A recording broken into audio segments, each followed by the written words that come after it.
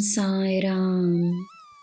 ನನ್ನ ಮುದ್ದಿನ ಮಗುವೆ, ನೀನು ಏನು ಪಡೆಯಬೇಕೆಂಬುದು ನಿನ್ನ ನಿಯಂತ್ರಣದಲ್ಲಿ ಇಲ್ಲ.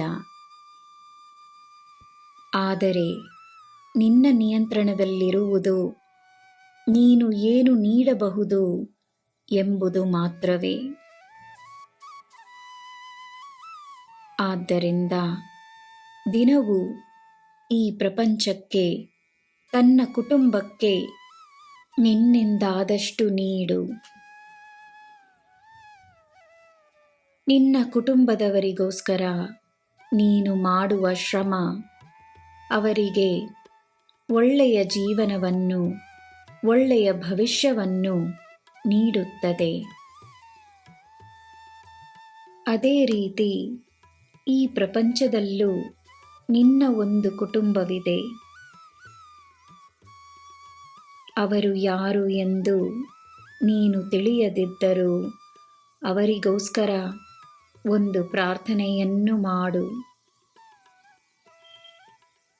ನಿನ್ನ ಬಳಿ ಬರುವವರಿಗೆ ಪ್ರೇರಣೆ, ಪ್ರೀತಿ, ಕರುಣೆ, ಸ್ನೇಹವನ್ನು ನೀಡು. ಮಕ್ಕಳಿಗೆ ಒಳ್ಳೆಯ ವಿಚಾರಗಳನ್ನು ಕಲಿಸು. ಹಿರಿಯರಿಗೆ ಅವರ ಅನುಭವಗಳಿಂದ ಅವರು ನೀಡುವ ಉಪದೇಶಕ್ಕೆ ಗೌರವವನ್ನು ನೀಡು.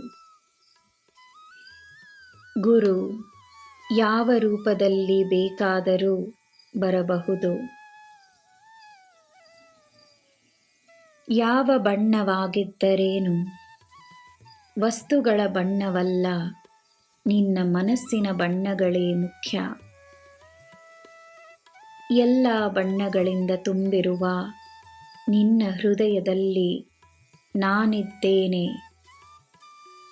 ನಿನ್ನ ಜೀವನದಲ್ಲಿ ಬೆಳಕನ್ನು ತುಂಬಿಸಲು ಬಂದಿದ್ದೇನೆ. ನಿನ್ನ ಅದೃಷ್ಟವನ್ನು ತಂದಿದ್ದೇನೆ. ನಿನ್ನಿಂದಾಗುವ ಗುರುದಕ್ಷಿಣೆಯನ್ನು ನೀಡು.